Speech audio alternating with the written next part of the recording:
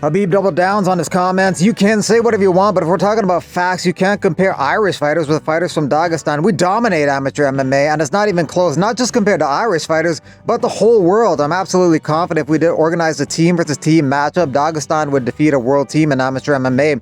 When it comes to pro MMA, we got champs, contenders, and ranked fighters in every major league. Show me Irish fighters who are currently in title contenders in the top 3 MMA promotions. At best, you're going to come up with 1 or 2 names. One of the names is Paul Hughes, and he's taking on Khabib's guy, Usman Nurmagomedov, Saturday, January 25th in Dubai. And Darren Till says, are you talking to yourself again, Ali Abdelaziz? Paul Hughes had a good retort, though. Dagestan #1 a juicing, brother. Because Usman Nurmagomedov got suspended 6 months for that.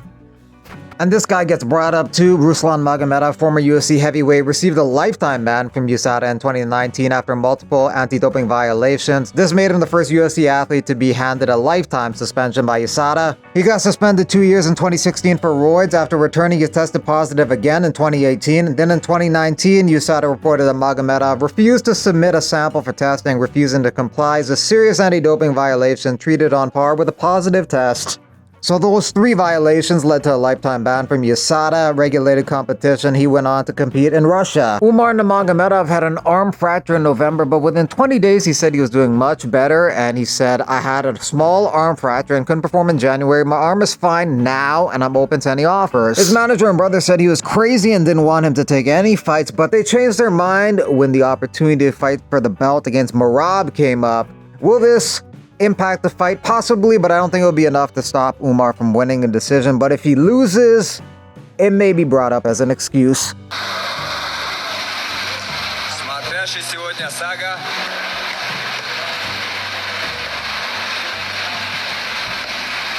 Завершают неделю байком. Гаджи Асулов тоже здесь. Umar Nurmagomedov turned 29 yesterday, and on Friday, Merab turns 34, 5-year age gap between the two. For you. Khabib said today, because today's your birthday, he 29. said to me, yeah, you're 29 years old. He said, Coach, he's no longer Young Eagle. Don't call him Young Eagle anymore. What do you think? You agree with him? Eagle. Yes, he old eagle. He's old Eagle, yeah. He's old. If I you eagle, just eagle, he old eagle. He's old Eagle, Yes, yeah. I think 18 January, coach, I'm gonna deserve this name. Yes. Eagle. Eagle. No Eagle. No more young. No more just young. eagle. This is a pick of Umar and Merab from February. While they may not take a pick like this after the fight they're likely to be cool with each other. Nothing was said or done so egregious that would warrant them having a beef afterwards.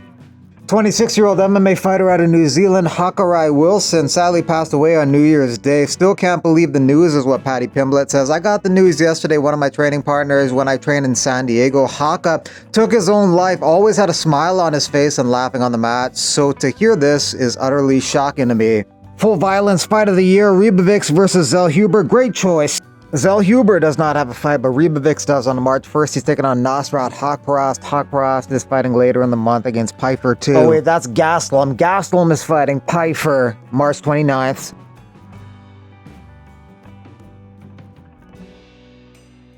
Arman Tsarukyan a couple weeks out from his fight with Islam Makhachev. Makhachev has finished 7 of his last 8 opponents. Arman was the second most tested athlete in 2024 in the UFC. Number 1 was Kayla Harrison, then Tsarukyan and McGregor, Aldo Vera, Umar Sy, Bruno Silva, Davalishvili, Ian Gary, and then Joaquin Buckley.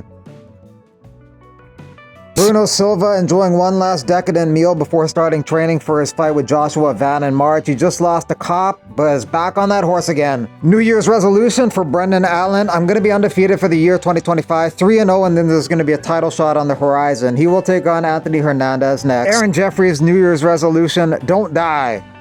Anthony Joshua says he's targeting fighting Tyson Fury this year, so maybe it goes down in 2025. Colby Covington for the new year, feeding the homeless and giving them clothes on his Twitch stream. He's been active on Twitch, playing poker in the poker rooms, playing poker online, and playing golf and stuff like that.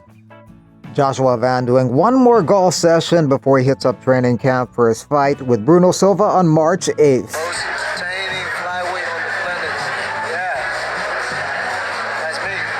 He has a decent case to be considered the most entertaining flyweight on the UFC roster. Anybody else come to mind, let me know in the comments.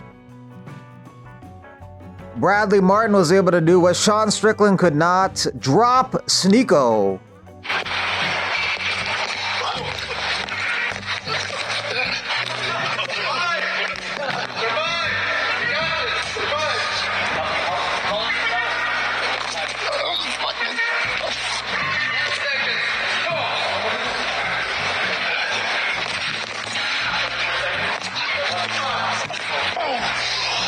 Russia went 22-8 in 2024 in the UFC. Georgia 7-2. Kyrgyzstan 2-1. 4-1 for Uzbekistan. 4-4 for Kazakhstan. Tajikistan 3-2. Moldova 3-2.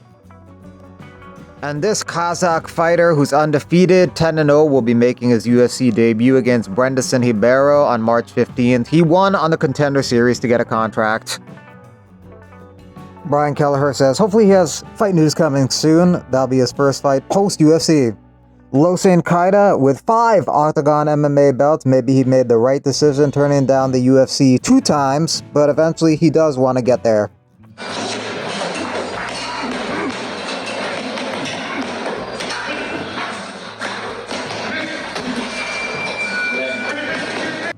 Bryce Hall is going to be fighting Kimbo Slice Jr. on that card. He's dining at restaurants that have food up to $170,000. If Merab wins later this month, that'll be 12 wins in a row for him, and he'd be one of the all-time leaders for wins in a row.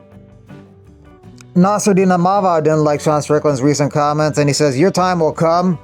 They fought a couple years back. Sean Strickland took that one by decision, 49-46, 49-46, 48-47, so it was unanimous. Both these guys are fighting next month, February 1st, Nasruddin Imavov taking on Adesanya, and February 8th, it's going to be Strickland versus DDP.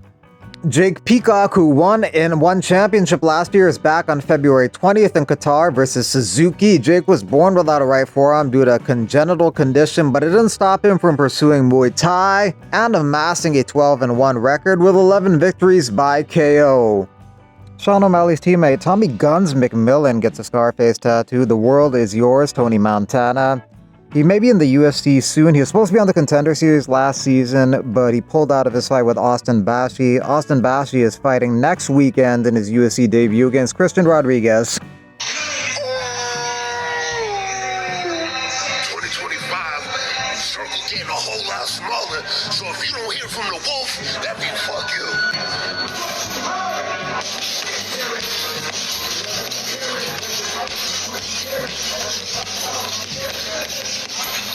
Thanks for watching. Like, subscribe, hit the notification bell, and if you want to donate, you can via Super Thanks.